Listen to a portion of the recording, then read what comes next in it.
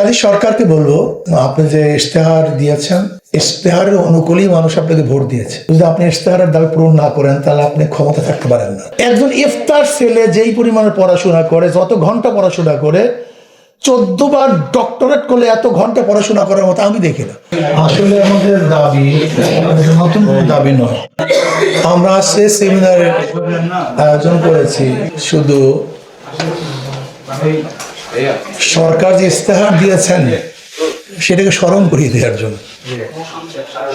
বরং আমরা যে বক্তব্য দিয়েছি মনে হয় সরকার তার চেয়ে অনেক কঠিন বক্তব্য তার ইশতেহারে দিয়েছে।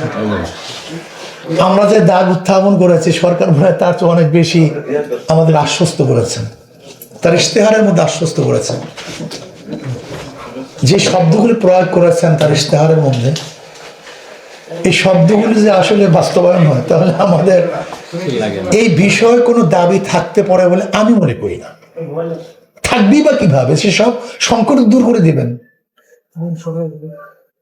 কাজী সরকারকে বলবো, আপনি যে ইশতেহার দিয়েছেন, ইশতেহারের অনুকূলেই মানুষ আপনাকে ভোট দিয়েছে। যদি আপনি ইশতেহারের দাবি পূরণ না করেন তাহলে আপনি ক্ষমতা থাকতে পারেন না। কারণ আমি তো ভোটই দিয়েছি আপনি ইশতেহার দেখে যে আপনি এই কাজগুলি করবেন। ইশতেহারের দাবি যদি কোনো সরকার পূরণ না করে তাহলে নৈতিকভাবে সে সরকার থাকতে পারে না। কারণ আমি ভোট দিয়েছি কেন? আমি তো প্রতিশ্রুতি দিয়েছি আমি কাজগুলি করব। কাজে আমি তারেক জিয়া সরকারকে বলবো যে আপনি যে ইশতেহার দিয়েছেন কতদিনের মধ্যে বাস্তবায়ন করবেন আমি সেটা জানতে চাই। কতদিনের মধ্যে আপনারা প্রয়োগ করবেন, আইন পাশ করবেন, এটা আমরা জানতে চাই। যদি মনে করেন না যে আমি ধোঁকাবাজি করব, এটা বাস্তবায়ন করব না, কারণ ইনশাআল্লাহ বাংলাদেশের তৌহিদে জনগণ বাস্তবায়ন করার জন্য যে পদক্ষেপের প্রয়োজন তারা গ্রহণ করতে বাধ্য হবে।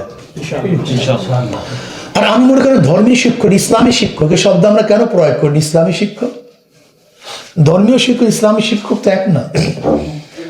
আমরা কেন এখানে হীনমন্যতায় ভুগি? এখানে কিন্তু ধর্মীয় শিক্ষক, ধর্মীয় শিক্ষক কেন? যদি অন্য ধর্মের খ্রিস্টান ধর্ম না, খ্রিস্টান ধর্মের আন্দোলন করে তারা তাদের ধর্মীয় শিক্ষক নিয়োগ দিবে। বৌদ্ধ ধর্মরা তারা আন্দোলন করে তাদের বৌদ্ধ ধর্মের নিয়োগ দিবে, সমস্যা কি? আমরা ইসলাম ধর্ম যারা আছে ইসলামী শিক্ষক নিয়োগ দিব। আমি মনে করি ইসলামিক শিক্ষক নিয়োগ দিতে হবে এবং কওমি ওলামায়ে কেরামকে নিয়োগ দিতে হবে। তাদের সার্টিফিকেট স্বীকৃতি নয়, এটা বাস্তবে দেখতে চাই। স্বীকৃতি দরকারটা কি? এই স্বীকৃতি বাস্তবায়ন দেখতে চাই, শিক্ষার মান দেখতে চাই। আমি বিশ্বাস করি একজন কওমি মাদ্রাসার আলেম যেই পরিমাণ পড়াশোনা করে, 14 বার ডক্টরেট করলে এত ঘন্টা কেউ পড়াশোনা করে না। একজন ইফতার ছেলে যেই পরিমাণে পড়াশোনা করে, যত ঘন্টা পড়াশোনা করে, 14 বার ডক্টরেট করলে এত ঘন্টা পড়াশোনা করার মতো আমি দেখি না। আমি বিশ্বাস করতে পারবেন না, অনেক ছাত্ররা তো 18 ঘন্টা পড়াশোনা করে, 18 ঘন্টা। আপনি চিন্তা করতে পারবেন না। অনেকে হয়তো পরীক্ষার সময় করে, সারা বছর না। কিন্তু অনেক কওমি মাদ্রাসার ছেলেরা 18 ঘন্টা, 16 ঘন্টা, 12 ঘন্টা অহরহ, নিম্নে 12 ঘন্টা মোতালা করে না, পড়াশোনা করে না, এরকম ছাত্র পাওয়া যায় না। যাই হোক, আমি যে কথা বলতে চাই, আমি তারেক জিয়া সরকারকে অনুরোধ করব যে আপনি যে ইশতেহার দিয়েছেন সেই ইশতেহারের বাস্তবতা দেখতে চাই। যদি বাস্তবায়ন না করেন এদেশের মানুষ অবশ্যই বাস্তবায়ন করার ব্যবস্থা করবে।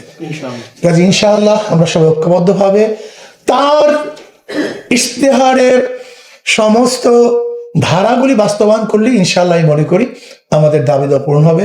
ইনশাআল্লাহ আল্লাহ পাক আমাদের সবাইকে আমাদের ইসলামী শিক্ষা শিক্ষিত হয়ে ইনশাআল্লাহ দ্বীন ও ইসলামকে হেফাজত করার তৌফিক আল্লাহ আমাদের সবাইকে দান করেন।